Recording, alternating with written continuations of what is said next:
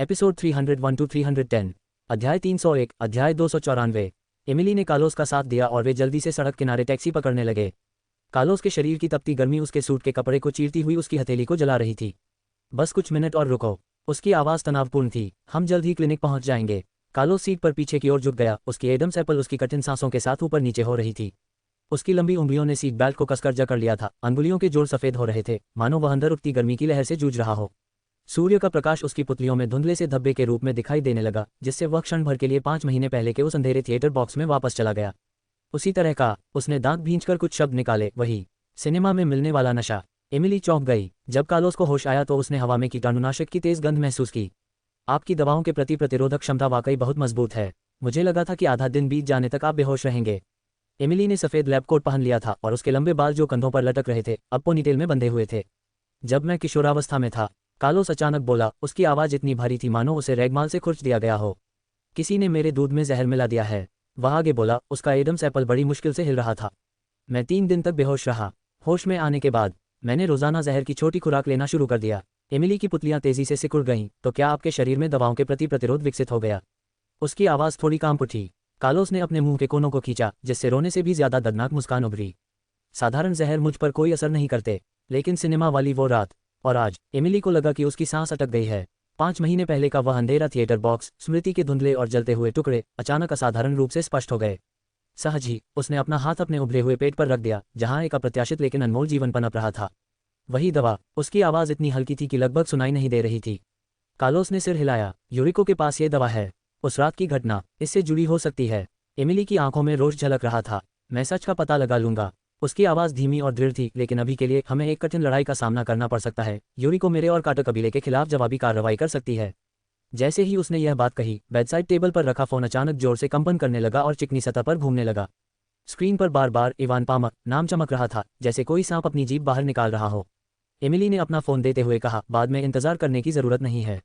Trending news देख लो। Carlos ने phone उठाया। स्क्रीन पर यूरिको का आंसू भरा आरोप लगाने वाला वीडियो दिखा। उसका सावधानीपूर्वक किया गया मेकअप आंसुओं से सना हुआ था। उसकी गर्दन में जानबूझकर किया गया चीरा उसके कॉलरबोन पर संदिग्ध लाल निशान दिखा रहा था। शीघ्र कार्रवाई। कार्लोस की निगाहें तुरंत ठंडी हो गईं। कार्लोस ने स्क्रीन स्वाइप किया और एक के बाद एक चौंकाने वाली सुर्खियां सामने आईं। 12 अंतर्राष्ट्रीय ब्रांडों ने सहयोग समाप्त करने की घोषणा की। सकुरा किंगडम दूतावास ने कड़ी सजा की मांग की। कार्टर कबीले के शेयर की कीमत में 7% की गिरावट। कार्लोस ने गहरी भौहें सिकुड़ी, अपनी भौहों के बीच एक तीखी सिलवट बनाते हुए। उसका हाथ सूट की भीतरी जेब की ओर बढ़ा। फोन के ठंडे धातु के केस को छूते ही थोड़ा हिचकिचाया। जैसे ही स्क्रीन खुली, एक तेज सफेद रोशनी ने उसके हल्के पीले रंग को रोशन कर दिया। नोटिफिकेशन बार में लाल रंग के घुटन भरे समुद्र में देर हो चुकी 37 अपठित नोटिफिकेशन की एक चिंताजनक संख्या। इवान पामा। उसने धीरे से नाम लिया। उसकी आवाज़ में बर्फ सी घुली हुई थी। उसकी उंगलियां उन्हीं नंबरों की एक श्रृंखला के बीच नीचे सरक गईं। बीच बीच में कुछ जाने पहचाने संपर्क भी थे। माँ ने 3 घंटे पहले फ़ोन किया था। उसके बाद मारिया और कुछ बचपन के दोस्तों के नाम। एमिली ने उसे गर्म पानी से भरा एक कप दिया, जिसमें से गर्म भाप उठ रही थी। मैंने माँ और मारिया से संपर्क कर लिया है। उसकी आवाज़ तूफान से पहले के समुद्र की तरह शांत थी, उन्हें चिंता न करने के लिए कह रही थी। कार्लोस की उंगलियां अनजाने में कप के किनारे को सहला रही थीं और उसकी उंगलियों के बीच से गर्म बूंदें फिसल रही थीं। बाहर सांझ ढल रही थी। सूर्यास्त की आखिरी किरणें अस्पताल के कमरे के पर्दों को लाल रंग में रंग रही थीं। उसने एमिली की तरफ देखा, उसे अपने टैबलेट पर दस्तावेज व्यवस्थित करने में तल्लीन देखा। स्क्रीन की नीली रोशनी उसके नाजुक जबड़े को और भी उभार रही थी। अध्याय 302, अध्याय 295। छोटे क्लिनिक की मंद रोशनी कार्लोस के स्पष्ट चेहरे पर असमान छाया डाल रही थी। आप पूरे दिन घूमते रहे हैं। कार्लोस की आवाज़ गहरी थी। वापस जाओ और आराम करो। फिर भी एमिली पाकर बैठने के लिए कुर्सी खींच चुकी थी। आज उसने एक ढीला ढाला बेज रंग का बुना हुआ स्वेटर पहना हुआ था और रोशनी में उसका गोल पेट एक हल्का सा मोड़ दे रहा था, लेकिन उसकी निगाहें चाकू की तरह तेज थीं। कार्लोस, हम पति पत्नी हैं। उसने ऊपर देखा। उसकी नज़रें सीधे कार्लोस की आंखों में गड़ी थीं। मैं नहीं चाहता कि हमारे बच्चे को जन्म से ही एक आधारहीन अपराध का दंश झेलना पड़े। कार्लोस के दिल में एक सिहरन दौड़ गई। पहले अनगिनत बार जब भी उसे चुनौतियों का सामना करना पड़ा, कोई भी उसके साथ नहीं था, लेकिन अब एमिली ने अपना प्यारा हाथ बढ़ाकर उसे कसकर पकड़ लिया था। ठीक है। अंत में वह केवल एक शब्द ही कह पाए, फिर भी उसका महत्व किसी भी भव्य प्रतिज्ञा से अधिक था। लैपटॉप स्क्रीन की नीली चमक ने उनके चेहरों को रोशन कर दिया। कार्लोस की पतली उंगलियां कीबोर्ड पर नाच रही थीं। स्क्रीन पर कोड झरने की तरह स्क्रॉल हो रहा था। एमिली उसके बगल में बैठी थी। बाहर की रात धीरे धीरे पूरे शहर को अपने आगोश में ले रही थी, क्योंकि अंधेरा हमेशा क्षणिक होता है। यह पाया, कार्लोस अचानक बोला। उसकी आवाज़ में संयमित उत्साह था। स्क्रीन पर यूरिको के कई पुरुष मॉडलों के साथ संबंध और उसके दुर्व्यवहार की जानकारी उभर आई, लेकिन यह अभी भी काफ़ी नहीं है। उन्होंने कोको ग्रुप की आंतरिक प्रणाली को हैक करने का प्रयास किया, लेकिन कई प्रयासों के दौरान एक असाधारण रूप से मजबूत फायरवॉल द्वारा उन्हें विफल कर दिया गया। स्क्रीन पर एक लाल चेतावनी बॉक्स चमक उठा, जिससे उसके माथे पर शिकन आ गई। उनका फायरवॉल। कार्लोस ने आंखें सिकोड़ते हुए कहा, उसकी उंगलियां कीबोर्ड के ऊपर घूम रही थीं। ये बेंजामिन लेन का काम है। कार्लोस ने अपने बगल में बैठी एमिली की ओर देखा, कुछ असहाय भाव से कंधे उचकाए और कहा, आप भी एक उत्कृष्ट हैकर हैं, आपको बेंजामिन लेन के बारे में पता होना चाहिए, है ना? उन्हें हमारे समय का सबसे अच्छा हैकर माना जाता है। जब मैंने पहले उनसे मुकाबला किया था तो मैं उनसे आखिरी पल में हार गया था।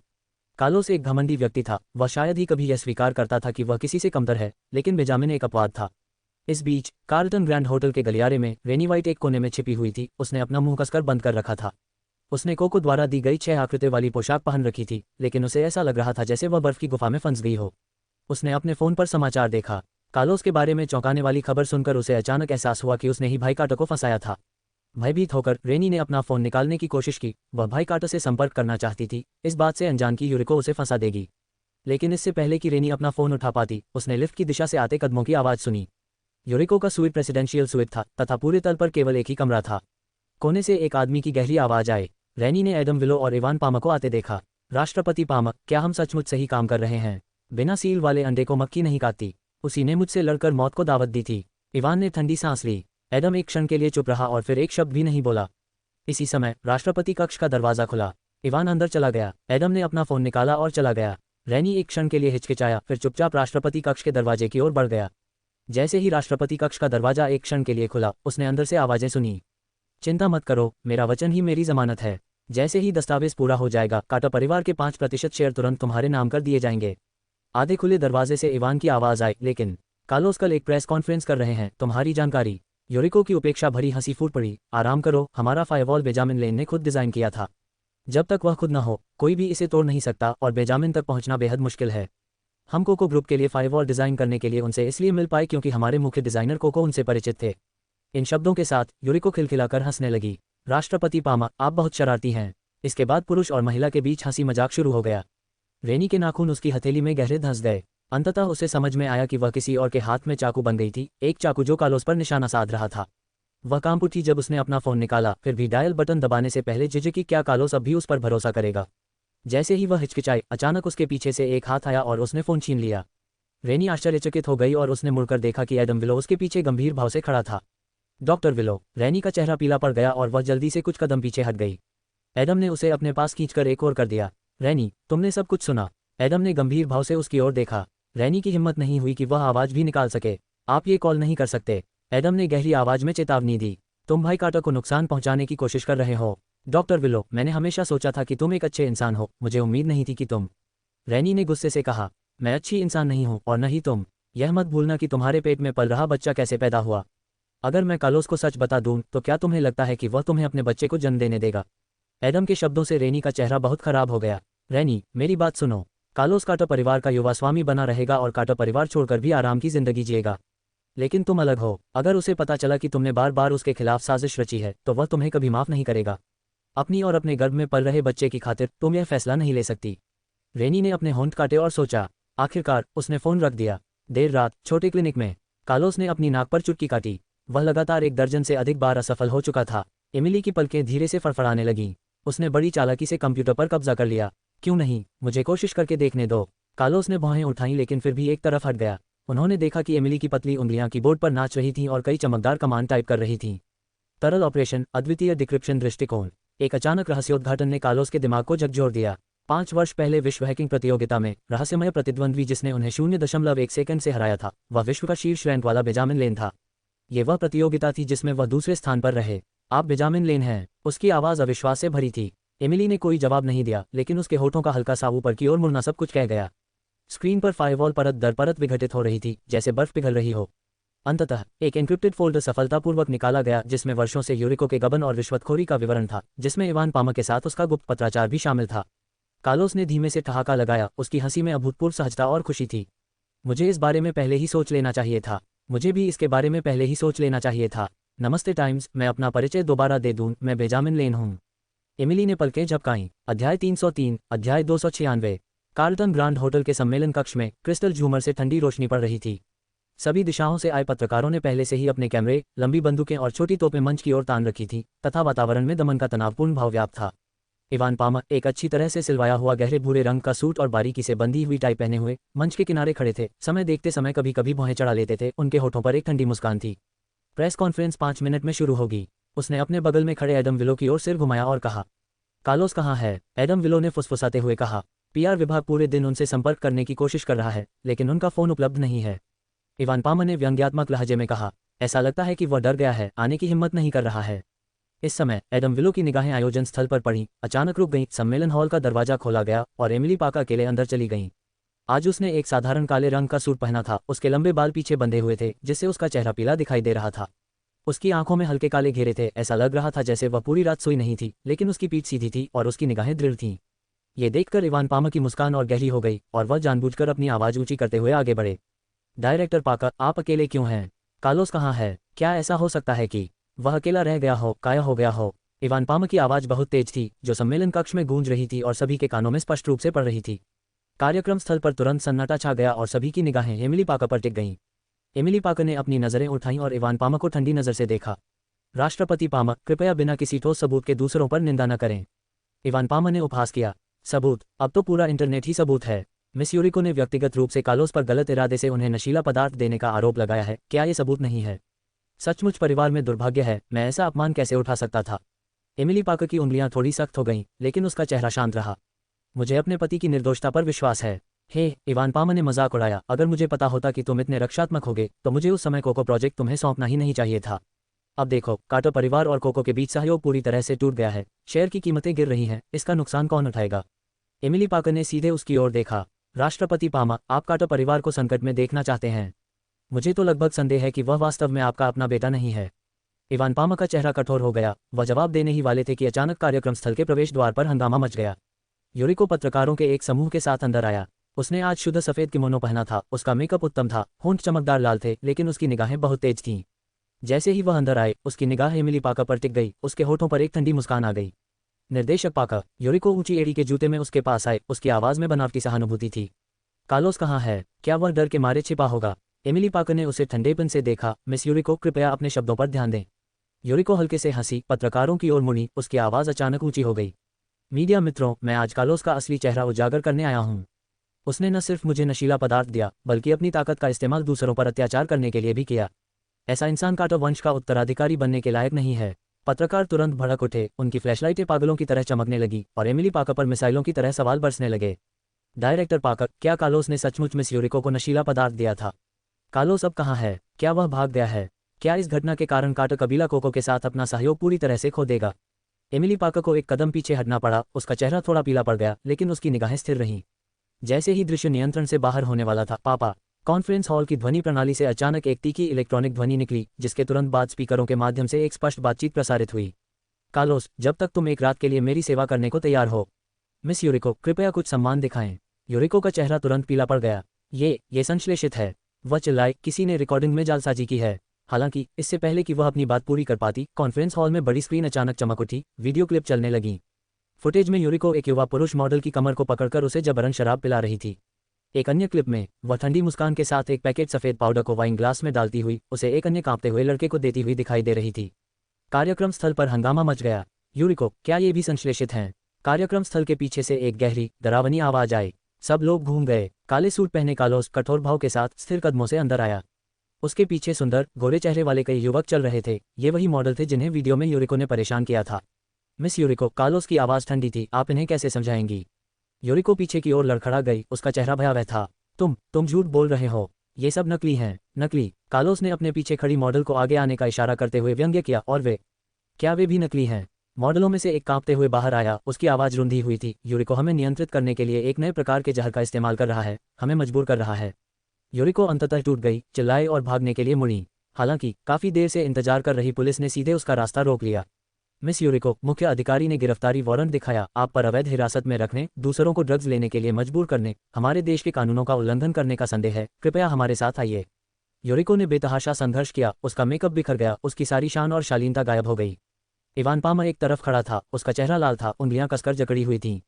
एमिली पाकर ने उन्हें ठंडी निगाह से देखा और उनके होठों पर एक व्यंग्यात्मक भाव था। राष्ट्रपति पामर, ऐसा लगता है आपकी योजना विफल हो गई। इवान पामर ने दांत पीसते हुए कहा, एमिली, घमंडी मत बनो। राष्ट्रपति पामर। कार्लोस की आवाज बर्फ की तरह थी। आप इस डेटा को कैसे समझाना चाहते हैं, या आप मानते हैं कि यह सब मनगढ़ंत है? मैं किसी को इसकी प्रामाणिकता की व्यवस्था कर सकता हूँ। जैसे ही पत्रकारों ने ये डेटा देखा, वे हंगामा करने लगे। राष्ट्रपति पामा, क्या ये सच है? क्या आपने सचमुच यूरिको को निजी तौर पर शेयर देने का वादा किया था? श्री पामा, क्या आप मानते हैं कि यह व्यावसायिक रिश्वतखोरी है? क्या कार्टर कबीले के भीतर सत्ता संघर्ष चल रहा है? जूनियर प्रेसिडेंट कार्टर आपका अपना बेटा है, आप उस पर भरोसा क्यों नहीं करते और इसके बजाय बाहरी लोगों के साथ मिलकर उसे फंसाने की साजिश क्यों करते हैं? चमकती रोशनियों के साथ प्रश्नों की कोलाहलपूर्ण आवाजें गूंजने लगीं और शटरों की लगातार क्लिक की आवाजें आने लगीं। इवान पामा का सलीके से संवारा हुआ चेहरा तेज रोशनी में कुछ भयावह सा हो गया। वह सहज ही आधा कदम पीछे हट गया और बेचैनी से अपनी टाई खींचने लगा, जिससे उसके गले पर गहरा निशान पड़ गया। यह एक सेटअप है। इवान पामा की बचाव की आवाज़ जल्द ही बहुत सारी आवाज़ों में दब गई। यह एक तरफा स्थिति ऐसी थी जिसकी इवान पामा ने कभी कल्पना भी नहीं की थी। इवान पामा का चेहरा और भी भद्दा होता गया। उसने अपनी मुट्ठी भींच ली, उसकी उंगलियां सफ़ेद पड़ गईं, फिर भी वह कुछ पल के लिए अवाक रह गया। इस बढ़ते तनाव पर एडम विलो अचानक आगे बढ़ गया। वह साहस और करो या मरो की भावना का प्रतीक लग रहा था। वह जानता था कि आज ये दौर उसके और उसके पिता के लिए हार गया है। उनके सुनहरे फ्रेम वाले चश्मे के पीछे की निगाहें असामान्य रूप से शांत थीं। इससे अधिक पूछने की कोई आवश्यकता नहीं है। इस मामले का राष्ट्रपति पामा से कोई लेना देना नहीं है। मैंने सब कुछ व्यक्तिगत रूप से संभाला। एडम विलो ने एक कड़वी मुस्कान प्रदर्शित की। यह मैं ही था जिसने राष्ट्रपति पामा से असंबंधित सुश्री यूरिको से निजी तौर पर संपर्क किया था। आयोजन स्थल पर एक बार फिर हलचल मच गई। सहायक विलो, आपने ऐसा क्यों किया? क्या आप पर दबाव डाला गया? पत्रकारों के प्रश्न ज्वार की तरह उमड़ रहे थे, जिससे एडम विलो लगभग चमकती रोशनी में डूब गए। इवान पामा की पुतलियां थोड़ी सिकुड़ गईं, सूट के नीचे उसके कंधे हल्के से ढीले पड़ गए। उन्होंने जल्दी से अपने चेहरे के भावों को ठीक किया और दिल टूटने का भाव प्रदर्शित किया। एडम विलो, तुमने सचमुच मुझे निराश किया है। कार्लोस ने आंखें सिकोड़कर एडम विलो की सीधी पीठ देखी। यह आदमी, जो पहले जैद जैसा सौम्य था, अब इवान पामा के सामने दीवार की तरह खड़ा था। मैं अब और किसी प्रश्न का उत्तर नहीं दूंगा। मैं कार्टर कबीले के चिकित्सा सलाहकार के रूप में अपने पद से स्वेच्छा से इस्तीफा देता हूं। एडम विलो ने इवान पामा को प्रणाम करते हुए कहा। जैसे ही वह मुड़ा, उसकी नज़रें एमिली पाकर से मिली। उसके चश्मे के पीछे की आंखें जटिल अस्पष्टता से भरी थीं। पत्रकारों ने तुरंत इस विवरण को पकड़ लिया। डॉक्टर विलो, क्या आप मैनेजर पाका को जानते हैं? उसके साथ तुम्हारा क्या रिश्ता है? एडम विलो ने कोई प्रतिक्रिया नहीं दी, बल्कि चुपचाप बाहर की ओर चला गया। टॉर्च की रोशनी में उसका शरीर विशेष रूप से अकेला दिखाई दे रहा था। Even Palmer seized the opportunity to adjust the cuffs of his suit, reapplying a confident smile. Now that the truth is clear, let's return to the main topic. Director Parker, please explain the losses of the Coco project termination. He deliberately used a pained tone, retrieving a prepared financial report. Due to your failed negotiation, over dozens of international brands pulled out, resulting in a $3.7 billion single-day loss in stock value. According to our initial agreement, the commitment still stands, and I haven't lost yet. The losses are only temporary. Emily Parker suddenly interrupted Evan Palmer, standing confidently with her pregnant belly undiminished in her imposing aura. Evan Palmer shook his head like he had heard a joke. Are you saying that the Coco Group will retract the termination statement? He turned to the reporters, spreading his hands. I already tried contacting Coco Group's headquarters, believing they'll surely provide us an explanation.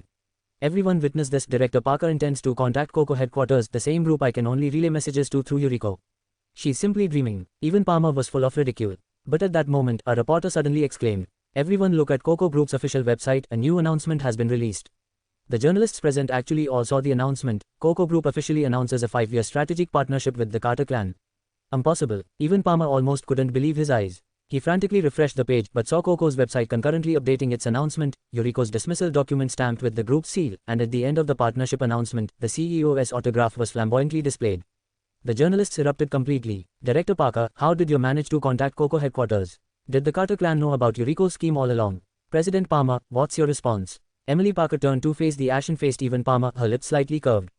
Do you need me to introduce you? Vice President. As the last word fell, the electronic screens at the top of the venue suddenly lit up.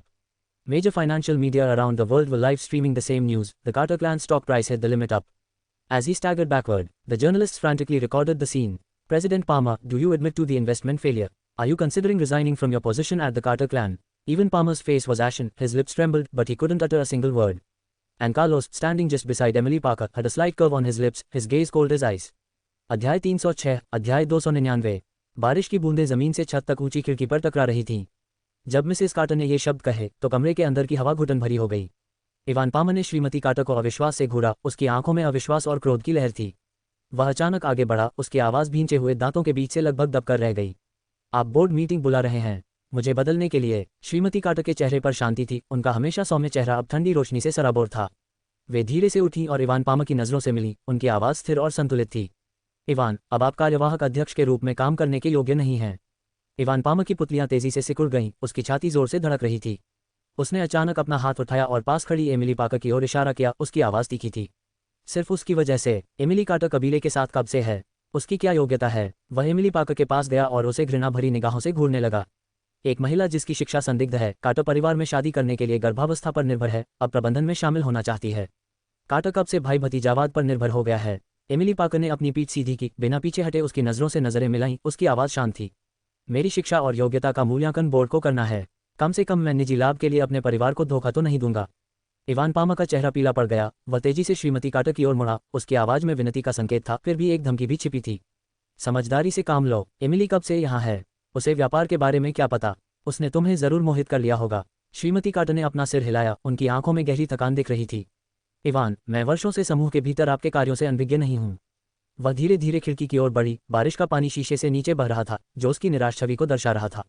लेकिन मुझे सबसे ज्यादा निराशा इस बात से हुई कि आप अपने ही बेटे के खिलाफ साजिश रच रहे हैं। इवान पामा की सांस अटक गई। उसने जल्दी से बचाव किया। साजिश? मैं नहीं चाहता कि कार्टर कबीला किसी बाहरी व्यक्ति के हाथों में चला जाए। उसने अपनी आवाज़ धीमी करके विनती की। यह एक गलती थी। मैं वादा करता हूं कि मैं दोबारा ऐसी गलती नहीं करूंगा। श्रीमती कार्टर एक क्षण के लिए चुप रही। जब उन्होंने फिर से बात की, उनकी आवाज़ हल्की लेकिन अडिग थी। बोर्ड की बैठक कल होगी। इवान पामा पर मानो बिजली गिर गई हो। उसका चेहरा तुरंत गंभीर हो गया। उसके हाथ बगल में लटक गए और मुठ्ठियां बंध गईं। अपने कमरे में वापस आकर जैसे ही एमिली पार्कर ने दरवाजा बंद किया, कार्लोस ने उसकी कलाई पकड़ ली और उसे दरवाजे से चिपका दिया। वह उसे गौर से देख रहा था। उसकी आवाज़ भारी थी। आपको को समूह के वरिष्ठ अधिकारियों से कैसे संपर्क में आए? एमिली पार्कर की पलकें हल्के से कांपने लगी। उसने सहज ही अपना सिर दूसरी ओर घुमा लिया, उसकी तीव्र निगाहों से बचते हुए। ये श्री विलियम थे जिन्होंने ये संबंध स्थापित किया। कार्लोस ने भौहें चढ़ाईं। विलियम? फिर उसके साथ तुम्हारा रिश्ता मेरी कल्पना से कहीं अधिक गहरा लगता है। एमिली पार्कर का दिल धड़क उठा। उसने अपनी आंखें उसकी ओर उठाईं। उसकी आवाज़ थोड़ी चिड़ी हुई थी। कार्लोस, तुम्हारा क्या मतलब है? कार्लोस की आंखें गहरी थीं। मेरा मतलब है। वह झुका। उसके होंठ लगभग उसके कान को छू रहे थे। उसकी आवाज़ में खतरनाक लहजा था। ऐसा लगता है कि मेरी पत्नी के पास कई ऐसे रहस्य हैं जो मुझे नहीं पता। एमिली पार्कर को पीछे धकेल दिया गया। उसकी पीठ ठंडे दरवाजे के पैनल से दब गई। कार्लोस की गर्म सांसें उसकी गर्दन पर पड़ गईं, जिससे उसे हल्की सी सिहरन हुई। उसने अपनी उंगलियों को उसके सीने पर दबाया। उसकी आवाज़ में थोड़ी शर्म और झुंझलाहट झलक रही थी। कार्लोस, मुझे जाने दो। कार्लोस ने उसकी ओर देखा। उसकी आंखों में काली लहरें घूम रही थीं। उसकी उंगलियां उसकी पतली कलाई को सहला रही थीं। क्या दोषी महसूस कर रहे हो? एमिली पार्कर की पलकें हल्के से कांपने लगी। उसने फिर से उसकी निगाहों से बचने के लिए अपना सिर दूसरी ओर घुमा लिया। उसका स्वर ठंडा था। मैं थक गया हूँ। कल मेरी बोर्ड मीटिंग है। तुम्हारी बकवास के लिए समय नहीं है। उसने उसे बलपूर्वक दूर धकेल दिया। मुड़ी और बिस्तर की ओर चली गई। उसकी पीठ पर विरोध का भाव दिख रहा था। कार्लोस स्थिर खड़ा रहा। उसे रजाई उठाते और लेटते देख रहा था। उसकी पीठ उसकी ओर थी। उसने एक नज़र भी देखने से इनकार कर दिया। उसकी आंखें थोड़ी गहरी हो गईं। उसने अपना हाथ उठाकर अपनी टाई खोली और उसे एक तरफ फेंक दिया, फिर बिस्तर के दूसरी ओर जाकर लेट गया। उनके बीच एक अदृश्य सीमा थी। दोनों में से किसी ने भी पहले बात नहीं की। जैसे जैसे रात गहराती गई, बाहर बारिश की आवाज़ जारी रही। केवल उनकी धीमी सांसें ही शयनकक्ष में रह गईं। एमिली पार्कर ने अपनी आंखें बंद कर लीं। वह सो नहीं सकी। वह अवचेतन रूप से बिस्तर के बीच की ओर बढ़ी। उसकी उंगलियां ठंडी चादर को छू रही थीं और वह जल्दी से पीछे हट गई। ऐसा महसूस हुआ जैसे कुछ छूट गया है। इस विचार से उसका दिल धड़क उठा। फिर उसने पलटकर खुद को कंबल में लपेट लिया। फिर भी रात के उत्तरार्ध में, गहरी नींद में, उसने अनजाने में हाथ बढ़ाया। उसकी उंगलियों ने परिचित गर्माहट को छुआ, लगभग सहज रूप से करीब आ गई। कार्लोस हल्की नींद में सोता था। उसे आते देख उसने धीरे से अपनी आंखें खोलीं।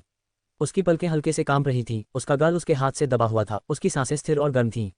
उसने उसकी ओर देखा। उसकी आंखों में जटिल भावनाएं थीं। वह स्पष्ट रूप से उससे कुछ बातें छिपा रही थी। फिर भी नींद में वह बिना किसी सुरक्षा के उस पर निर्भर थी। उसने अपना हाथ उठाया। उसकी उंगलियां धीरे से उसके बालों पर फिरी। उसकी हरकतें हल्की थीं, मानो उसे डर हो कि वह उसे जगा देगा। एमिली पार्कर को उसके स्पर्श का एहसास हो रहा था। वह अनजाने में ही उसके करीब आ गई। उसकी बांह उसकी कमर के चारों ओर लिपटी हुई थी। उसका पूरा शरीर लगभग उससे चिपका हुआ था। कार्लोस का सिर थोड़ा सा हिला। उसका हाथ एक क्षण के लिए अकड़ गया, लेकिन अंततः उसने उसे दूर नहीं धकेला। उसने अपना सिर नीचे किया और उसके बालों पर एक हल्का सा चुंबन दिया। उसकी आवाज़ भारी थी और उसमें लाचारी का भाव था। एमिली पार्कर, तुम मुझ पर कब पूरा भरोसा करोगी? अध्याय 307। अध्याय 300।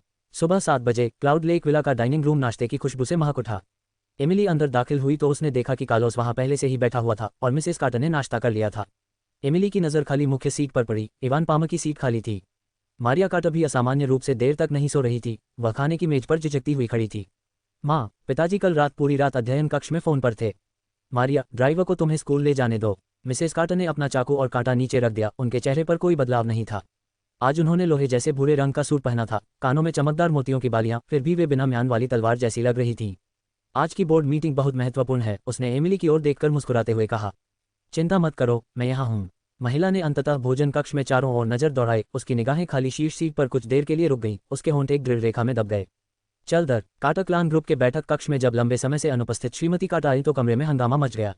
श्रीमती कार्टर की एक नज़र से ही पूरे कमरे में अजीब तरह का सन्नाटा छा गया। चूंकि उपाध्यक्ष इवान अनुपस्थित हैं, इसलिए हम उनका इंतजार नहीं करेंगे। श्रीमती कार्टर ने सबका अवलोकन किया। उनकी आवाज़ स्थिर और शक्तिशाली थी।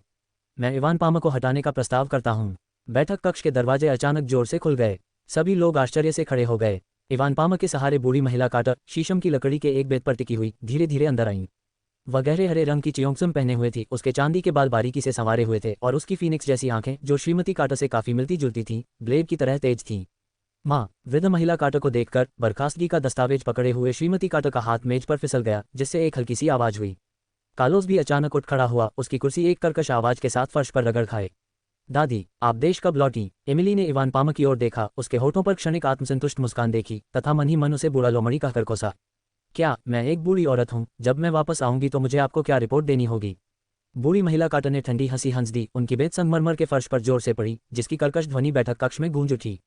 श्रीमती कार्टर जल्दी से आगे बढ़ी। माँ, आपका स्वास्थ्य ठीक नहीं है, आपको आराम करना चाहिए। आराम कर रही हो? बूढ़ी औरत कार्टर ने एमिली की ओर तीखी नजर से देखा। अगर मैं वापस नहीं आई तो तुम कार्टर ग्रुप को बाहरी लोगों के हवाले कर दोगी। इस औरत को कार्टर कबीले से बाहर निकाल देना चाहिए। एमिली ने बूढ़ी महिला की नजरों से नजरें मिलाईं। बूढ़ी महिला कार्टर ने नाक बांध सिकुड़ी। दादी माँ, कार्लोस आगे बढ़ा। उसकी आवाज गुस्से से दबी हुई थी। एमिली ने कोको परियोजना के साथ कार्टर कबीले में महत्वपूर्ण योगदान दिया है। मौन। बूढ़ी महिला कार्टर ने सख्ती से बीच में ही टोकते हुए कहा, आप इस महिला के जादू से मोहित हो गए हैं। वह बोर्ड के सदस्यों की ओर मुड़ी और इवान पामर के हाथ से एक दस्तावेज लिया। ये पुराने मालिक का अधिकृत पत्र है। आज से मैं अस्थायी रूप से अध्यक्ष का पद संभालूंगा। बैठक कक्ष में तुरंत ही हंगामा मच गया। ऐसा हो ही नहीं सकता। श्रीमती कार्टर का चेहरा पीला पड़ गया। पिता ने विदेश जाने से पहले स्पष्ट रूप से शेर एमिली और उसके अजन्मे बच्चे के नाम कर दिए थे। स्पष्टतः क्या? बूढ़ी महिला कार्टर ने उपहास किया। क्या तुम सोचते हो कि बूढ़ा मालिक चुपचाप खड़ा होकर तुम्हारी बकवास देखेगा?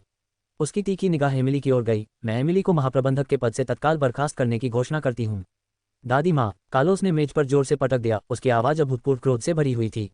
आप अनुचित नहीं हो सकते कार्लोस, एमिली अचानक बोली। उसकी आवाज बेहद शांत थी। वह धीरे से खड़ी हुई। उसकी पीठ सीधी थी। बूढ़ी औरत, क्या मैं पूछ सकता हूँ कि मेरी बर्खास्तगी का कारण क्या है? बूढ़ी महिला कार्टर ने अपनी आंखें सिकोड़ लीं। कारण? जो महिला गर्भवती होकर चढ़ाई करती है, क्या वह कारण पूछने की हिम्मत करती है? बैठक कक्ष में कुछ लोगों की सांसें रुक गईं। एमिली अचानक मुस्कुराई, एक ऐसी मुस्कान जिसने इवान पामर के चेहरे पर छाए आत्मसंतुष्टि को गायब कर दिया। उसने शांति से अपने ब्रीफकेस से एक दस्तावेज निकाला। यह अगले 5 वर्षों के लिए कोको समूह के साथ एक अनन्य सहयोग समझौता है, जिसके लिए मेरे हस्ताक्षर आवश्यक हैं। यदि बीच में कोई परिवर्तन होता है तो जुर्माना 3 अरब तक हो सकता है। उसने धीरे से दस्तावेज मेज पर रख दिया। अगर मैं अभी इस्तीफा दे दूं तो यह अनुबंध तुरंत रद्द हो जाएगा। बूढ़ी महिला कार्टर की अभिव्यक्ति थोड़ी बदल गई। इसके अतिरिक्त एमिली की आवाज़ न तो जल्दबाजी में थी और न ही धीमी। कार्टर कबीले के नियमों के अनुसार प्रमुख कार्मिक परिवर्तनों के लिए बोर्ड के 2/3 सदस्यों की स्वीकृति की आवश्यकता होती है। उसने चारों ओर सबकी ओर देखा। आप में से कितने लोग इस नुकसान को सहने को तैयार हैं? सम्मेलन कक्ष में मानो मौत जैसा सन्नाटा छा गया। कई बड़े शेयरधारक एक दूसरे को देखते रहे, सिर हिलाते रहे। भला कौन पैसे के खिलाफ जाने को तैयार होगा? बूढ़ी महिला कार्टर ने अपनी छड़ी जोर से पटकी। क्या तुम मुझे धमकी दे रहे हो? मैं हिम्मत नहीं कर सकता। एमिली थोड़ा झुकी। मैं तो बस तथ्य बता रहा हूँ। आखिरकार आप काफी समय से विदेश में हैं, शायद आप स्थानीय रीति रिवाजों से अपरिचित हों। तभी सम्मेलन कक्ष का दरवाजा फिर से धक्का देकर खोला गया। सभी को क्षमा करें, मैं देर से आया हूँ। सभी ने मुड़कर देखा तो सेड्रिक शॉ एक अच्छे से सिलवाए सूट में एक मैनिला लिफाफा पकड़े दरवाजे पर खड़ा था। मुझे सभी को याद दिलाना होगा। उसने अपना चश्मा ठीक किया। उचित प्रक्रिया के बिना किसी कार्यकारी को बर्खास्त करना अनुबंध का उल्लंघन माना जाएगा। बूढ़ी महिला कार्टर का चेहरा राख हो गया। और आप कौन हो सकते हैं? सेड्रिक शॉ, महाप्रबंधक एमिली के निजी कानूनी सलाहकार। सेड्रिक शॉ शांतिपूर्वक चलकर एमिली के पीछे खड़ा हो गया। कार्लोस की आंखों में आश्चर्य की चमक थी, लेकिन वह जल्दी से समझ गया और आगे बढ़ गया। दादी, आप भी बोर्ड के निर्णय को पलट नहीं सकती। पर्याप्त। वृद्ध महिला कार्टर को अचानक जोर से खांसी आने लगी और श्रीमती कार्टर उन्हें सहारा देने के लिए आगे बढ़ी। उसने कांपते हुए एमिली की ओर उंगली उठाई। ठीक है, बहुत बढ़िया, देखते हैं क्या होता है। इन शब्दों के साथ वह श्रीमती कार्टर की मदद से गुस्से में कमरे से बाहर चली गई। उसकी बेत की आवाज फर्श पर गड़गड़ाहट की तरह गिर रही थी। सम्मेलन कक्ष में सन्नाटा छा गया। सभी लोग अचानक घटी घटना से स्तब्ध थे। ओल्ड लेडी कार्टर की अप्रत्याशित वापसी के कारण बोर्ड की बैठक स्थगित करनी पड़ी। एमिली धीरे से बैठी और उसे एहसास हुआ कि उसकी पीठ पसीने से भीग चुकी है। उसने कार्लोस की तरफ देखा, जिसने लगभग अदृश्य रूप से उसे सिर हिलाकर इशारा किया। कार्लोस उसके बगल में खड़ा था। उसका गर्म हाथ अचानक उसकी ठंडी उंगलियों को ढंक रहा था। एमिली ने ऊपर देखा। उसकी गहरी नजरों से मिली, जो जटिल भावनाओं से भरी थी, सदमा, संदेह और एक झलक गर्व। जैसे ही दोनों क्लाउड लेक विला में वापस लौटे, पेड़ों की परछाइयां कार की खिड़की के सामने से गुजरने लगी और धुंधलका शीशे के पार एमिली के चेहरे पर अपनी चमक बिखेर रहा था। उसने अपनी उंगलियों की ओर देखा, अभी भी ओल्ड लेडी कार्टर की बर्फीली निगाहें उसे परेशान कर रही थीं। आप क्या सोच रहे हैं? उसके बगल में कार्लोस की आवाज़ ने अचानक सन्नाटा तोड़ दिया। एमिली अचानक अपने विचारों से बाहर आए और उसकी ओर देखने लगी। वह उसे देख रहा था, उसका दूसरा हाथ खिड़की पर आराम से टिका हुआ था, उसकी लंबी उंगलियां आस्तीन से बाहर निकली हुई कलाई की पीली हड्डियों से साफ दिखाई दे रही थीं। उसकी बगल की आकृति तीखी थी, जबड़े की रेखा तनी हुई थी और आंखें स्याही की तरह था थीं, कोई भाव प्रकट नहीं कर रही थीं। वह बूढ़ी औरत सचमुच मुझे पसंद नहीं करती, एमिली ने धीरे से कहा, उसकी उंगलियां अनजाने में सीट बेल्ट को रगड़ रही थीं। ये सुनकर कार्लोस के होंठ थोड़े मुड़ गए, आत्मोपहास से भरे हुए। वह भी मुझे पसंद नहीं करती। एमिली अचंभित रह गई, उसने अपनी आंखें उठाकर उसकी ओर देखा। लेकिन आप तो उसके जैविक पोते हैं। तो क्या हुआ? कार्लोस का स्वर उदासीन था। वह मुझे पसंद नहीं करती, जैसे वह कभी ओल्ड मास्टर को पसंद नहीं करती थी। एमिली दंग रह गई, उसे उम्मीद नहीं थी कि वह अचानक ये बात कह देगा। ओल्ड लेडी कार्टर एक प्रतिष्ठित पृष्ठभूमि से आई थी, जो शंघाई के पूर्व पूंजीपतियों के हाथों की एक रत्न थी, जिन्हें परिवार के कठिन समय के बाद मिट्टी से बने पैरों वाले ओल्ड मास्टर कार्टर से शादी करने के लिए मजबूर किया गया था। ओल्ड मास्टर कार्टर ने हर संभव तरीके से उस पर लाड़ प्यार किया, लेकिन ओल्ड लेडी का अंतर्निहित अभिमान कभी कम नहीं हुआ। वह ओल्ड मास्टर और कार्टर परिवार की हर चीज को नीची नज़र से देखती थी। वह मुझे पसंद नहीं करती क्योंकि मैं बहुत हद तक ओल्ड मास्टर जैसा हूँ, जिद्दी, हठी, झुकने को तैयार नहीं। जहाँ तक इवान पामा की बात है, वह उसे सचमुच पसंद करती है, क्योंकि इवान पामा उसके पहले प्यार जैसा दिखता है। कार्लोस की आवाज़ धीमी थी, उसमें ठंडक थी। उसने अचानक उसकी तरफ देखा, उसकी नज़र गहरी और सीधी थी।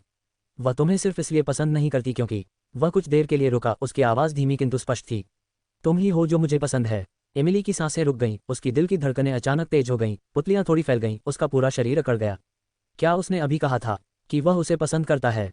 उसका गला अवरुद्ध हो गया था, वह एक क्षण के लिए एक शब्द भी बोलने में असमर्थ थी। उसकी प्रतिक्रिया देखकर कार्लोस की आंखों में खुशी की एक झलक उभरी, लेकिन जल्द ही वह शांत हो गई। उसने अपनी नज़रें हटा लीं, एक बार फिर सामने की ओर देखा, उसका स्वर सामान्य शीतलता में लौट आया। तो उसके रवैये पर ध्यान मत दो। एमिली ने अपने होठों को भींच लिया, पहले झिझकते हुए धीरे से बोली, कब तुम मुझे पसंद करने लगे? कार्लोस ने कोई जवाब नहीं दिया, केवल उसके होंठ थोड़े से मुड़े हुए थे। कार की खिड़की से सूरज की रोशनी छनकर उनके बीच आ रही थी, मानो हवा में कोई छिपा हुआ अस्पष्ट वातावरण भरा हो। अध्याय 308, अध्याय 301। एमिली पाकर और कार्लोस क्लाउड लेक विला में वापस लौटे थे और जैसे ही वे हॉल में दाखिल हुए, एक जोरदार थप्पड़ ने शांत वातावरण को चीर दिया। थप्पड़। बूढ़ी महिला कार्टर ने अपना हाथ उठाया और एक थप्पड़ श्रीमती कार्टर के पीले गाल पर पड़ा, जिससे 5 चमकदार लाल उंगलियों के निशान पड़ गए। श्रीमती कार्टर ने अपना सिर वार से दूर कर लिया और एक मोती की बाली जमीन पर गिर गई। माँ, मारिया कार्टर किनारे से दौड़कर आए। वह भी अभी लौटी थी, उसे अपना बैग नीचे रखने का भी समय नहीं मिला था और वह अपनी माँ के सामने ऐसे खड़ी हो गई जैसे कोई माँ मुर्गी अपने चूजों की रखवाली करती है। दादी, आपको माँ को मारने का अधिकार क्या है? ओल्ड लेडी कार्टर के चांदी जैसे बाल बहुत ही सुंदर ढंग से स्टाइल किए हुए थे और उनके गहरे हरे रंग के चौंगसम पर सोने की कड़ाई ठंडी चमक दे रही थी। वह अपनी छड़ी पर झुकी हुई थी, उसकी फीनिक्स जैसी आंखें तिरछी थीं और उसकी आवाज़ बर्फ की तरह थी। मैं अपनी बेटी को अनुशासन सिखाती हूँ और तुम्हें लगता है कि तुम दखल दे सकते हो? अपने कमरे में वापस जाओ। एमिली पाकर की उंगलियां अनजाने में उसकी हथेली में धंस गईं। उसने देखा कि श्रीमती कार्टर का बायां गाल तेजी से सूज गया, फिर भी उसने अपनी पीठ सीधी की और धीरे से अपना सिर ऊपर उठाया। माँ, मैंने जो कुछ भी किया है वह कंपनी के नियमों का पालन करता है। श्रीमती कार्टर की आवाज़ कोमल किंतु दृढ़ थी। आप ऐसा नहीं कर सकते क्योंकि परिणाम आपकी पसंद के नहीं हैं। चुप रहो, तुम्हारे पापा ने तुम्हें बिगाड़ दिया है। बूढ़ी महिला कार्टर ने अपनी छड़ी जमीन पर मजबूती से गाड़ दी। अपने 15% शेयर अभी मुझे ट्रांसफर कर दीजिए और साथ ही। बूढ़ी महिला कार्टर ने अचानक एमिली पाकर को देखा, उसने अचानक दरवाजे के पास खड़ी एमिली की ओर इशारा किया। इस अनजान लड़की को क्लाउड लेक विला से बाहर निकालो। कार्लोस की भौहें तुरंत सिकुड़ गईं। वह आगे बढ़ने ही वाला था कि एमिली ने उसकी तनावग्रस्त कलाई पकड़ ली और फिर वह स्वयं एक कदम आगे बढ़ गई। उसकी स्पष्ट आंखें निडर थीं जब वे ओल्ड लेडी कार्टर की धुंधली आंखों से मिलीं। माँ, एमिली मेरी बहू है। वह आपकी पोती भी है। श्रीमती कार्टर ने अचानक अपनी आवाज़ ऊंची कर दी। उसमें कार्टर परिवार का खून है। खून? बूढ़ी महिला कार्टर ने व्यंग्य किया, उसकी हड्डीदार उंगलियां बेत के ड्रैगन हेड को रगड़ रही थीं। उसके मोहक चेहरे को तो देखो, सुना है पहले वो बस एक छोटी नस थी, बूढ़ों और बच्चों दोनों को रिझाती थी। कौन जाने वो किसका नाजायज बच्चा लेकर बैठी है। उसने जानबूझकर अपनी छड़ी की नोक एमिली के पेट की ओर कर दी, उसकी निगाहें ठंडी थीं। कार्लोस अचानक एमिली के हाथ से छूट गया। जैसे ही वह आगे बढ़ा, उसकी आंखों में क्रोध की काली लहरें उभर आईं। दादी, कृपया अपना वह बयान वापस ले लीजिए। क्यों? क्या मैंने कुछ गलत कहा? बूढ़ी महिला कार्टर ने अचानक खांसते हुए अपनी छाती पकड़ ली और उसकी आवाज़ 8 डिग्री कमजोर हो गई। मेरी ये पुरानी हड्डियां, डॉक्टर कहते हैं कि मुझे उत्तेजित नहीं होना चाहिए। एमिली ने अपनी आंखें सिकोड़ लीं। उसने देखा कि जब वृद्ध महिला खांस रही थी तो उसके गले में पड़ा हुआ जैड का हार, जिसकी कीमत बहुत अधिक थी, 1 इंच भी नहीं हिला तथा बेत को पकड़ने वाले उसके हाथ की नसें उभरी हुई थीं तथा उनमें कमजोरी का कोई संकेत नहीं दिख रहा था। बूढ़ी औरत कार्टर, आप काफी स्वस्थ दिखती हैं, आपकी चाल जवान लोगों से भी तेज है। आपके रूप रंग को देखते हुए आपकी हालिया मेडिकल रिपोर्ट के आंकड़े बिल्कुल सामान्य होने चाहिए, है न? एमिली की स्पष्ट आवाज पूरे हॉल में गूंज उठी। मौत के सन्नाटे में बूढ़ी महिला कार्टर का चेहरा पीला से नीला हो गया। उसने अचानक अपनी छड़ी एमिली की ओर घुमाई। तुम बदतमीज हो कार्टर, परिवार में तुम्हारे बोलने की कोई जगह नहीं है। कार्लोस ने बिजली की तरह बेत को रोक लिया। बेत उसके हाथ पर एक हल्की सी आवाज के साथ लगी, लेकिन उसकी भौहें जरा भी नहीं सिकुड़ी। दादी, कृपया इसे बंद करो। ठीक है, तो तुम मुझे एक औरत के लिए अलग रखोगे, है ना? बूढ़ी महिला कार्टर ने जोर से हौंकते हुए कार्लोस को घूरा। कार्लोस एक क्षण के लिए हिचकिचाया, श्रीमती कार्टर की ओर देखा और सिर हिलाकर अपनी सहमति दी। मैं डॉक्टर को बुलाऊंगा। कार्लोस ने अपना गुस्सा रोकने की कोशिश की। तुम आओ और मेरा ख्याल रखो। बूढ़ी महिला कार्टर ने एमिली की ओर इशारा किया। मैंने सुना है कि आप पहले नर्स थीं, लोगों की देखभाल करने में काफ़ी सक्षम होंगी। बूढ़ी महिला कार्टर के अहंकारी स्वर को सुनकर कार्लोस की भौहें और भी कस गईं। दादी, एमिली की तबीयत ठीक नहीं है। कार्लोस, मैं दादी की देखभाल कर सकता हूँ। तुम माँ को आराम करने के लिए अंदर ले जाओ और मारिया को भी। एमिली ने देखा कि ओल्ड लेडी कार्टर उसके साथ निजी बातचीत करना चाहती थी। कार्लोस हिचकिचाया और उसकी ओर देखा, और एमिली की उत्साहवर्धक निगाहों को देखकर वह सबसे पहले श्रीमती कार्टर और मारिया की सहायता कर सका, क्योंकि वे जा रही थीं। तभी ओल्ड लेडी कार्टर पास के सोफे पर बैठ गईं और इवान पामर ने एक कप चाय बनाकर उन्हें दे दी। कार्टर परिवार की वंशावली की शुद्धता सुनिश्चित करने के लिए आपको इस बच्चे का गर्भपात कराना होगा। बूढ़ी महिला कार्टर ने चाय उछालते हुए कहा। 1 अरब, यह आपके पूरे जीवन में बर्बाद करने के लिए पर्याप्त है। एमिली अचानक हंस पड़ी। बूढ़ी औरत कार्टर, क्या तुम पागल हो गई हो? मुझे भगाने के लिए सिर्फ 1 अरब। उसने अपनी उंगलियों से अपने पेट को हल्के से सहलाया। उसकी मुस्कान फूल की तरह खिल गई और विशेष रूप से बूढ़ी महिला की आंखों में चमक रही थी। जब मेरा बच्चा पैदा होगा और एक दिन कार्टर वंश का उत्तराधिकारी बनेगा, तो उसकी कीमत हजारों अरबों में होगी।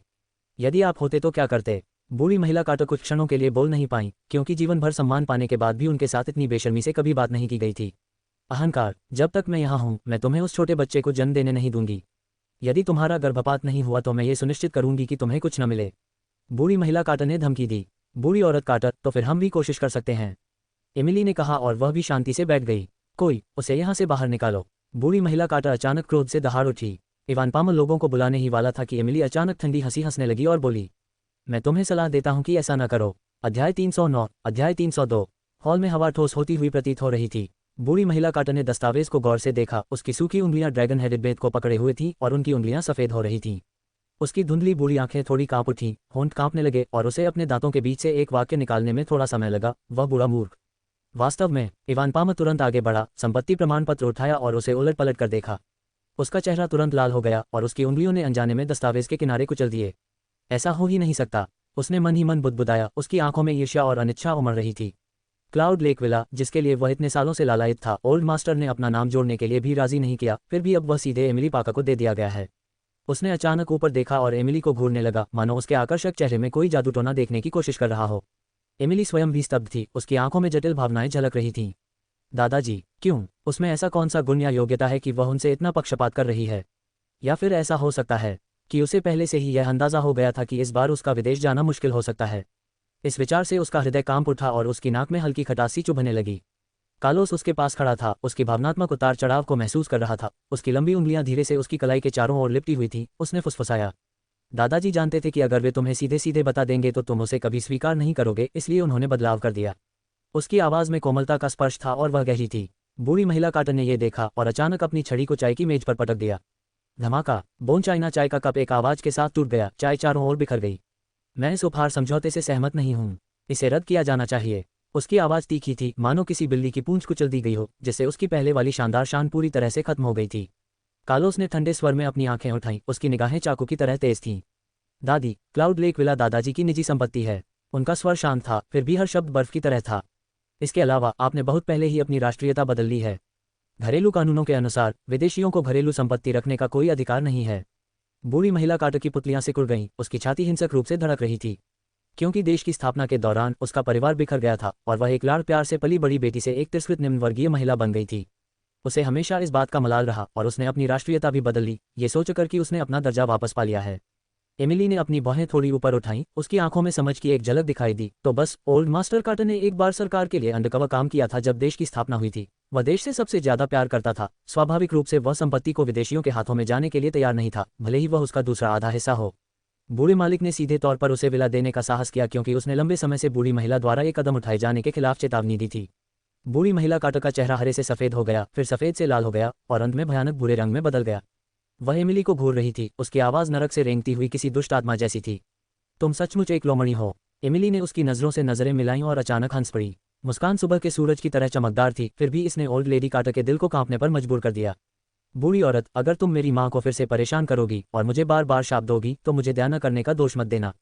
उसकी आवाज़ तीखी थी, उसमें एक निर्विवाद अधिकार था। बटलर, मेहमान को बाहर तक छोड़ाओ। बटलर ने ये सुनते ही 2 सुरक्षा गार्डों को आगे भेजा। मैडम, कृपया। बूढ़ी महिला कार्टर गुस्से से कांप रही थी, एमिली की नाक की ओर इशारा करते हुए। तुम्हारी हिम्मत, यह मेरा घर है। एमिली मंद मंद मुस्कुराई, लेकिन उसकी आंखों में कोई गर्मजोशी नहीं थी। बेशक, मैं हिम्मत करता हूँ।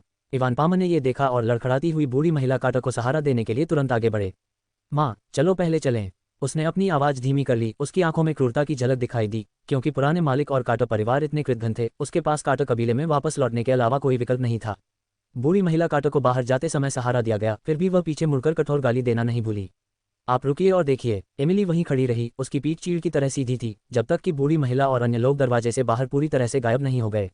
खिड़की के बाहर डूबता हुआ सूरज क्षितिज के नीचे डूब रहा था। सुनहरी रोशनी की आखिरी किरण उसकी स्पष्ट और सुंदर रूपरेखा को रोशन कर रही थी, जिससे एक दृढ़ रूपरेखा बन रही थी। एमिली ने अपनी निगाहें नीची कर ली, उसकी उंगलियां धीरे से संपत्ति प्रमाण पत्र के कवर पर फिरने लगी और वह धीरे से बोली, दादाजी, मैं आपके लिए कार्टर कबीले की रक्षा करूंगा, आपकी वापसी का इंतजार करूंगा। उसने पहले ही विलियम को अपने दादा के ठिकाने की गुप्त रूप से जांच करने का निर्देश दे दिया था। बूढ़ी महिला के देश वापस लौटने के बाद ओल्ड मास्टर कार्टर का ठिकाना भी अज्ञात हो गया। यदि वह अभी भी बूढ़े मालिक के बारे में चिंतित न होती तो वह भी उस बूढ़ी औरत के खिलाफ कार्रवाई कर देती। कार्लोस ने उसे एक लंबी गहरी नज़र से देखा और अचानक उसे अपनी बाहों में खींचने के लिए आगे बढ़ा। मेरे यहाँ होने के कारण आप जैसी महिला को अग्रिम पंक्ति में लड़ने की कोई आवश्यकता नहीं है। एमिली थोड़ा स्तब्ध रह गई। उसने ऊपर देखा तो कार्लोस का चेहरा दिखाई दिया, ऐसा चेहरा जो उसने पहले कभी नहीं देखा था। रात गहरी थी। होटल के प्रेसिडेंशियल स्वीट में क्रिस्टल झूमर से ठंडी सफ़ेद रोशनी पड़ रही थी। इवान पामर फर्श से छत तक ऊंची खिड़की के सामने खड़ा था। उसका मोबाइल फ़ोन कान से लगा हुआ था और चेहरा उदास था। एडम, अब पीछे हटने का समय नहीं है। उसकी आवाज़ धीमी थी, फिर भी उसमें एक निर्विवाद निर्दयता थी। क्या आपको लगता है कि हमारे पास कोई रास्ता है? लाइन के दूसरे छोर पर एडम विलो एक क्षण के लिए चुप हो गया। वह बालकनी में खड़ा था। रात की हवा उसके माथे के बालों से होकर बह रही थी। सुनहरे फ्रेम वाले चश्मे के पीछे उसकी निगाहें अस्पष्ट थीं। पिताजी, एमिली अब कार्लोस और श्रीमती कार्टर के समर्थन से कार्टर स्टॉक और क्लाउड लेक विला को नियंत्रित करती है। उसकी आवाज़ कुछ थकी हुई थी। हम उससे लड़ नहीं सकते। बकवास। इवान पामर ने अचानक अपनी आवाज़ बढ़ा दी, फिर जल्दी से उसे कम कर दिया, क्योंकि उसे डर था कि कहीं आराम कर रही बूढ़ी महिला कार्टर को परेशानी न हो। तुम इतने काय कब हो गए? एडम विलो ने सचमुच एक कड़वी हंसी निकाली। वह कब से इतना संकोची और डरपोक हो गया? एक बार तो उसने सोचा कि एमिली एक छोटी सी नज़ है जो उसके लायक नहीं है। फिर भी अब वह कार्टर कबीले की वास्तविक शासक में तब्दील हो चुकी थी, यहाँ तक कि ओल्ड लेडी कार्टर भी उसके द्वारा बह गई थी। इस अंतराल से उसे ऐसा महसूस हुआ जैसे उसके दिल में कोई पत्थर धंस गया हो। एडम, इवान पामर की आवाज़ अचानक नर्म हो गई, एक आकर्षक आकर्षण का स्पर्श। क्या आप इस्तीफा दे चुके हैं? एडम विलो दंग रह गया। तुमने सब कुछ खो दिया है। फिर भी उसने पलटकर कार्लोस से शादी कर ली। इवान पामर ने व्यंग्य किया। अब वह हम सबके सिर पर चढ़ रही है। क्या तुम सचमुच इसे बर्दाश्त कर पाओगे? अनिच्छुक। बेशक, वह अनिच्छुक था। पिताजी, आप क्या करना चाहते हैं? आखिरकार उसने कहा। उसकी आवाज़ में निर्दयता का भाव था। इवान पामर के मुंह पर ठंडी मुस्कान आ गई। ओल्ड लेडी कार्टर के पास अभी भी कार्टर कबीले के 8% शेयर हैं। वह मुड़ा, उसकी नज़र सोफे पर लेटी ओल्ड लेडी कार्टर पर पड़ी। इसके अलावा वो 5% शेयर जो मैंने पिछले कुछ सालों में चुपके से हासिल किए हैं, और स्टॉर्म कैपिटल के 20%। अध्याय 310। अध्याय 303। बूढ़ी महिला कार्टर की वापसी से उत्पन्न हंगामा अभी तक शांत नहीं हुआ था और इसके कारण श्रीमती कार्टर अस्वस्थ महसूस कर रही थीं। पारिवारिक चिकित्सक द्वारा निदान के बाद यह पाया गया कि श्रीमती कार्टर में इस अवधि के दौरान अवसाद के हल्के लक्षण दिखाई दिए थे और उन्हें घर पर ही स्वास्थ्य लाभ की आवश्यकता थी। मारिया कार्टर ने मूल रूप से श्रीमती कार्टर के साथ रहने और उनकी देखभाल करने की योजना बनाई थी, लेकिन एमिली पाकर को लगा कि चूंकि वह अपने अंतिम वर्ष में थी, इसलिए उसे अपनी पढ़ाई में देरी नहीं करनी चाहिए, इसलिए उसने उसे कक्षाओं में जाने दिया। एमिली ने कार्लोस को कंपनी में नजर रखने के लिए भेजा, क्योंकि उसका मानना था कि भले ही इवान पामर को कार्यकारी अध्यक्ष पद से इस्तीफा देने के लिए मजबूर किया गया हो, लेकिन वह आसानी से हार नहीं मानेंगे और फिर भी चुपके से परेशानियां खड़ी करने की कोशिश करेंगे। कार्लोस के पास कंपनी में जाने के अलावा कोई चारा नहीं था। जब एमिली कमरे में आई तो श्रीमती कार्टर अस्पताल के बिस्तर पर झुकी हुई थी। उनका पीला रंग सूर्य की रोशनी में लगभग पारदर्शी दिखाई दे रहा था। उसने हल्के भूरे रंग का कश्मीरी कार्डिगन पहना हुआ था। उसके लंबे काले बाल पीछे की ओर खुले बंधे हुए थे तथा उसकी आंखों के चारों ओर सामान्य से अधिक महीन रेखाएं थीं। एमिली गर्म दूध का कप लेकर आए और उसने देखा कि मिसेज कार्टर खिड़की से बाहर ध्यानमग्न होकर देख रही हैं। उसका दिल थोड़ा भारी हो गया। माँ, थोड़ा दूध लो, उसने धीरे से कहा और कप को मिसेज कार्टर के सामने छोटी मेज पर रख दिया। श्रीमती कार्टर को होश आया और उन्होंने अनिच्छा से मुस्कुराते हुए कहा, एमिली, तुमने कड़ी मेहनत की है। उसकी आवाज़ थोड़ी भारी थी। उसकी उंगलियां अनजाने में कप के किनारे को रगड़ रही थीं। कृपया ऐसा मत कहो, मुझे अपने साथ बगीचे में टहलने चलो। एमिली उसके बगल में बैठ गई। उसने आज हल्के नीले रंग की बुनी हुई पोशाक पहनी हुई थी। उसके लंबे काले बाल बस एक चोटी में बंधे थे, जिससे वह ताज़ा और सक्षम दिख रही थी। बगीचे में पतझड़ की धूप गर्म थी, तेज नहीं। एमिली व्हीलचेयर को धकेलते हुए श्रीमती कार्टर के साथ धीरे धीरे टहलने लगी। एमिली, कल के बारे में, मिसेस कार्टर अचानक बोली। उनकी आवाज़ में गहरा पश्चाताप था। मुझे उम्मीद नहीं थी कि माँ तुम्हारे साथ ऐसा व्यवहार करेंगी। एमिली रुक गई, फिर बेपरवाही से चलती रही। माँ, यह आपकी गलती नहीं है। तभी एमिली का फ़ोन बज उठा। एमिली ने देखा कि यह सेड्रिक शॉ का फोन था। क्या हुआ? एमिली ने सोचा, मुझे अभी खबर मिली है कि इवान पामा और एडम विलो टेम्पेस्ट कैपिटल गए हैं और वे कार्टर ऑटोमोटिव के मुख्य डिजाइन ब्लूप्रिंट अपने साथ ले गए हैं। एमिली की पुतलियां अचानक सिकुड़ गईं, उसकी उंगलियां अनजाने में कस गईं और उसने फोन को कसकर पकड़ लिया। श्रीमती कार्टर ने असामान्यता को तीव्रता से महसूस किया। क्या हुआ? कुछ नहीं है माँ। एमिली ने जल्दी से अपना भाव ठीक किया। श्रीमती कार्टर ने एमिली का हाथ पकड़ते हुए पूछा, क्या कंपनी में कोई समस्या है? एमिली एक क्षण के लिए हिचकिचाई, लेकिन फिर भी उसने सच बोलने का फैसला किया। इवान पामा शायद हमारे खिलाफ जाने के लिए टेम्पेस्ट कैपिटल के साथ मिलकर काम करना चाहता है और मुझे निदेशक मंडल से हटा दें। श्रीमती कार्टर का हाथ थोड़ा कांप रहा था, लेकिन उनकी निगाहें धीरे धीरे दृढ़ हो गईं। वह ऐसा क्यों करेगा? ये कंपनी का रहस्य है। क्या कोई गलती है? अब भी श्रीमती कार्टर को इवान पामा से कुछ उम्मीदें थीं। माँ, कुछ तो है। एमिली ने बोलना शुरू किया, लेकिन फिर हिचकिचाने लगी। वह श्रीमती कार्टर को यह बताना चाहती थी कि इवान पामा का विश्वासघात सिर्फ कंपनी के खिलाफ नहीं था। लेकिन श्रीमती कार्टर का पीला चेहरा और उनकी बढ़ती हुई कमजोर देह देखकर एमिली ने वे शब्द वापस निगल लिए जो वह कहने वाली थी। इस बीच टेम्पेस्ट कैपिटल के बोर्ड रूम में इवान पामा और एडम विलो सीधे बैठे थे। इवान ने आज गहरे नीले रंग का सूट पहना हुआ था, जिसकी हीरे जैसी टाई क्लिप रोशनी में चमक रही थी। वह अपने सामने रखे दस्तावेजों को ठीक करता रहा और बीच बीच में दरवाजे की ओर देखता रहा। एडम विलो विचलित दिखाई दिए, उनकी निगाहें उनके सुनहरे फ्रेम वाले चश्मे के पीछे अनिश्चितता से भटक रही थीं। घबराओ मत, इवान ने अपनी आवाज़ धीमी करते हुए कहा, जब तक हम टेम्पेस्ट कैपिटल को सुरक्षित कर लेते हैं हम वापसी कर सकते हैं। बैठक कक्ष का दरवाज़ा अचानक खुल गया। इंतजार कराने के लिए क्षमा करें। एक परिचित आवाज़ सुनकर पिता और पुत्र दोनों एक साथ ऊपर देखने लगे, जिससे उनके चेहरे पर आश्चर्य प्रकट हुआ। दरवाजे पर ओलिवर रॉस खड़ा था, लेकिन पहले के डरपोक सहायक के विपरीत ओलिवर अब एक अच्छी तरह से सिलवाया हुआ काला सूट पहनता था। उसके बाल करीने से कंघी किए हुए थे और उसके हर हाव भाव से वॉल स्ट्रीट के अभिजात वर्ग का आभास मिलता था। Oliver Ross. एडम विलो अविश्वास में खड़ा हो गया। ओलिवर ने हल्के से मुस्कुराया और शांति से प्रमुख स्थान पर जाकर बैठ गया। सहायक एडम, बहुत समय बाद मिले। उनकी नज़र उन दोनों पर पड़ी और अंततः इवान पामा के सामने रखे दस्तावेजों पर पड़ी। क्या यही आपकी ईमानदारी है? इवान जल्दी से अपने सदमे से उबर गया, अपना चश्मा ठीक किया और एक व्यापारी की तरह मुस्कुराया। प्रेसिडेंट रॉस, मुझे उम्मीद नहीं थी कि आप टेम्पेस्ट कैपिटल के प्रमुख होंगे। ये कार्टर ऑटोमोटिव का नवीनतम ऊर्जा वाहन डिज़ाइन ब्लूप्रिंट है। मुझे लगता है कि आपको इसमें रुचि होगी। ओलिवर ने दस्तावेज लिए और आराम से उन्हें पलटा। बोर्डरूम में भयानक शांति थी, केवल पन्ने पलटने की सरसराहट की आवाज़ आ रही थी। अचानक उन्होंने दस्तावेजों को बंद कर दिया और एक गहरी मुस्कान के साथ बोले, राष्ट्रपति पामा, क्या आप व्यापार रहस्यों को लीक करने के परिणामों से अवगत हैं? इवान का चेहरा बदल गया। आपका क्या मतलब है, राष्ट्रपति रॉस? मेरा मतलब यह है कि ओलिवर खड़ा हुआ और उनकी ओर देखते हुए बोला, मैं दिखावा करूंगा कि मैंने ये दस्तावेज नहीं देखा।